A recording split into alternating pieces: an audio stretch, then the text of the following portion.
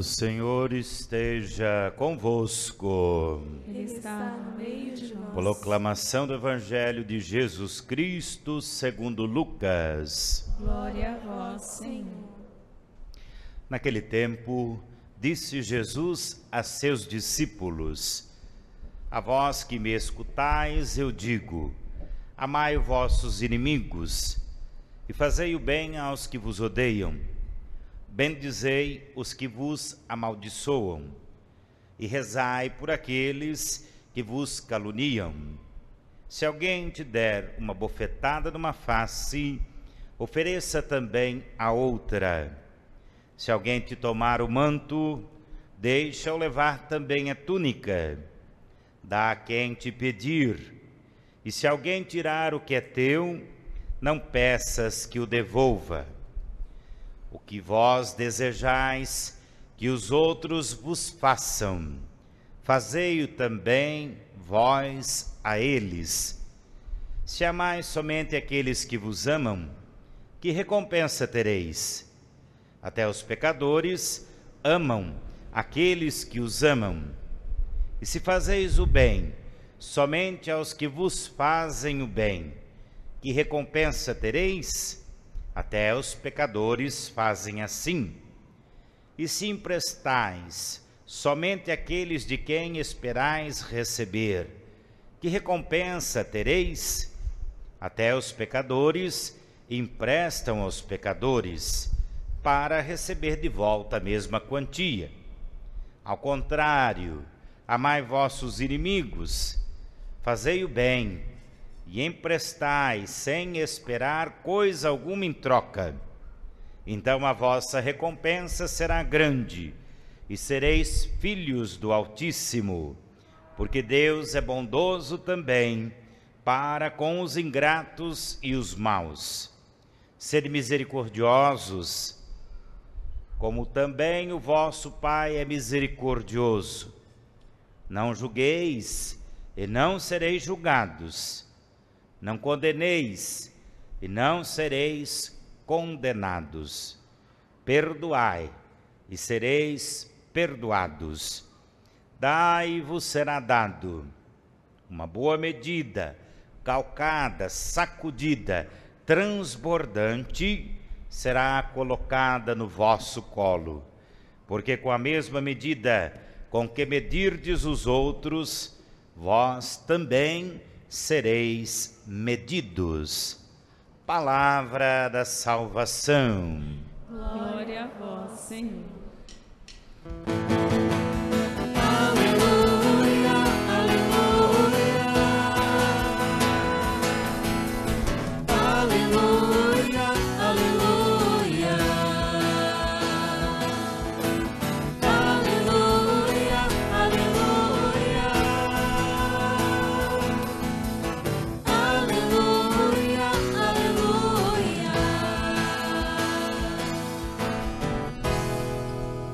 Caríssimos irmãos e irmãs, estamos celebrando o 7º domingo do tempo comum. E nessas 7 semanas depois do Natal, nós estamos conhecendo Jesus, estamos respondendo ao seu chamado e estamos recebendo dele a revelação de Deus no plano da nossa salvação. Cada milagre de Jesus, cada ensinamento de Jesus mostra o quanto Deus nos ama e quer salvar a nossa vida. Na semana passada nós refletimos sobre as bem-aventuranças e é um texto maravilhoso, muito bom para nós ouvirmos, porque ele fala das nossas dores, das nossas misérias e fala de um Deus que nos socorre, nos ajuda, que nos faz socorrer e ajudar uns aos outros, para que de fato a nossa vida encontre a bem-aventurança de ser plena. Mas o texto de hoje é exigente, e se a gente não compreender a sua abrangência, nós vamos pensar que aquilo que Jesus pede de nós é impossível de se realizar. Olhemos para o texto não de uma maneira imediatista, apenas para nós no dia de hoje, não de uma maneira individualista, só para mim ou para você. Mas quando a gente olha os ensinamentos de Jesus no texto de hoje, vamos olhar para um projeto que começa no Antigo Testamento, de salvação e transformação da vida humana, que é revelado quando o Verbo do Antigo Testamento se faz carne e Jesus habita entre nós. E este plano de salvação continua num futuro onde o reino de Deus precisa acontecer para os que virão depois de nós, mas num futuro que ainda é bem maior, que Jesus nos revela ser a vida eterna. Então a proporção do texto do Evangelho de hoje começa no Antigo Testamento, vai até o último dia da existência humana e depois ainda dura toda a eternidade. É um projeto muito grande para que de fato nós consigamos corresponder àquilo que Deus quer de nós e aquilo que Deus tem para nós. Na segunda leitura, Paulo disse bem que até Jesus, o ser humano, apenas conhecia a sua realidade terrestre. Uma humanidade marcada por fragilidades, por dons, por limitações, por capacidades. Muito pouco se pensava sobre a vida eterna, a eternidade, ou mesmo muito pouco se pensava sobre a nossa alma, o nosso espírito. Mas Jesus, estando com Deus na realidade celeste, assume a nossa humanidade e traz a realidade celeste para a vida terrestre. Agora nós sabemos que nossa vida não tem um fim último quando nós morremos, mas ao contrário, com Cristo ressuscitamos e no Espírito Santo alcançamos a vida eterna. Se até Cristo nós refletimos a vida humana com a imagem de Adão, o homem terrestre, natural, com Cristo agora nós refletimos também sobre o homem espiritual, sobre a vida que não passa, a vida eterna. E já na primeira leitura nós vemos o quanto Deus quer ajudar a humanidade a se encontrar na terra e também no céu. Lá com Adão e Eva, nós temos a história de Abel e Caim, os dois irmãos, que entrando em rivalidade, que entrando em discórdia, um acaba tirando a vida do outro.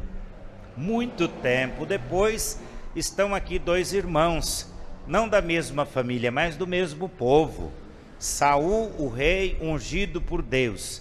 Davi, um jovem que se destaca pela sua fidelidade a Deus. Todos os reis do Antigo Testamento foram ungidos por Deus para governar o povo de Israel em nome de Deus. Mas infelizmente Saul declina e começa a dar mais importância à força de seu exército, às suas riquezas e às suas conquistas. Ele começa a enfraquecer essa aliança de fidelidade a Deus. E entre Saul e Davi existe então um conflito. Agora, armada-se uma pequena batalha, pequena pelo tamanho de Davi e do seu exército, mas grande para Saul, que tem o poder nas mãos, e um grande número de soldados. Como que Deus ajuda Davi a enfrentar essa batalha? Não é aumentando o número de seus servos ou lhe dando armas, mas ao contrário, ele dá a Saul e ao seu grande exército um sono profundo. E então Davi consegue com o seu servo chegar onde está Saul. Seria muito fácil tirar a vida do rei Saul e assumir o seu lugar. Mas ao contrário de Abel e Caim, Davi vai dizer: quem é que vai levantar a mão contra o ungido de Deus e vai ficar impune? E nada faz contra o rei, apenas leva a sua lança e a vasilha de água para mostrar no outro dia o quanto aquele poderio e aquela força daquele exército é insignificante diante do poder e da força de Deus. E parece que o texto bíblico se repete, porque a frase de Davi para Saul é esta: o Senhor retribuirá a cada um conforme a sua justiça e a sua fidelidade. Porque no Evangelho a última frase é quase que a mesma, porque da mesma medida em que medirdes os outros, vós também sereis medidos. Então nós começamos a entender a proporção do tamanho do projeto que Jesus revela para a vida humana. E ao invés de a gente achar que é impossível viver esse projeto, nós temos que pensar na necessidade, no tamanho da necessidade desse projeto do reino de Deus acontecer.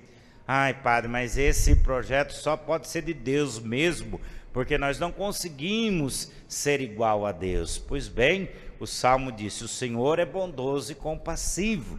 Então a gente tem que procurar se assemelhar, procurar em Deus orientar a nossa vida e a vida humana, para que a gente consiga sim viver aquilo que vem de Deus, mas que é bom para a vida humana.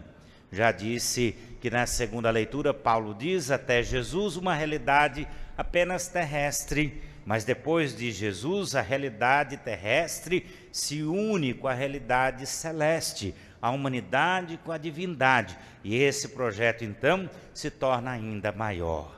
Imagine se nós amássemos os nossos inimigos, os conflitos acabariam dentro de casa, entre os vizinhos, o colega da firma, entre os partidos políticos, entre os bairros, entre os conflitos de terra, conflitos de tantas outras dimensões da vida humana, entre os povos e nações.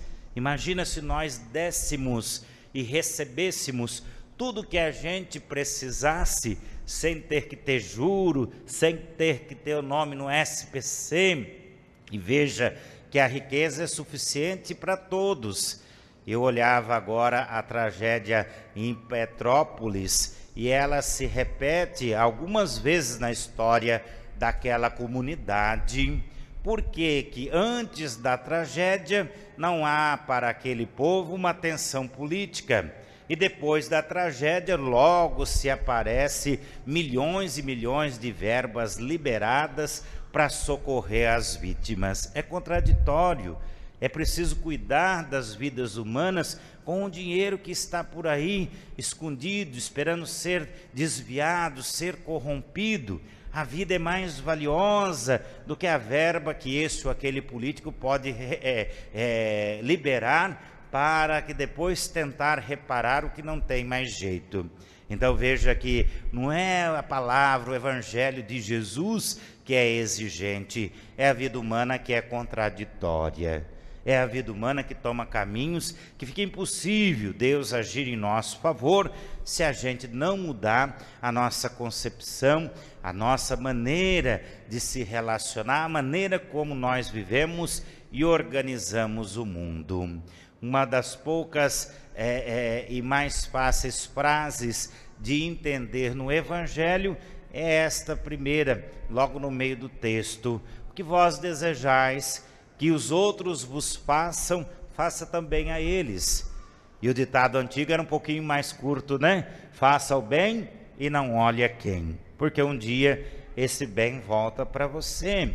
Algumas frases que hoje a gente vê nessas teorias, né, de motivação, de prosperidade, estavam aqui no Evangelho. Tudo que a gente faz volta para nós, então é melhor que a gente faça o bem uns para os outros, porque senão o mundo continua colhendo os frutos da maldade, da injustiça, da violência, da corrupção. Depois, aquela última frase que eu já repeti para vocês: Deus não é miserável, Ele coloca na nossa frente uma medida grande, sacudida, transbordante. E o que a gente faz com essa medida? Se a gente tomar toda ela para nós mesmos, nós vamos desperdiçar, porque ela não é só para nós. Então, quanto mais a gente multiplica a graça que Deus coloca nas nossas mãos, mais ela se torna eficaz. E se a gente multiplica para o bem, nós também, está aqui, vamos receber o bem. Se nós multiplicamos para o mal, nosso julgamento é a maldade. Da mesma maneira que a gente age para com os outros, também nós seremos medidos e julgados. Que bom que nós escolhemos a Deus, que escolhemos o amor, que escolhemos a verdade. Que bom que a gente sabe que nós não somos os melhores, mas nós estamos aqui para crescer, para voltar atrás, para fazer melhor. Que bom que Deus pode contar comigo e com você para continuar oferecendo a sua graça e transformar a vida humana. Louvado seja nosso Senhor Jesus Cristo.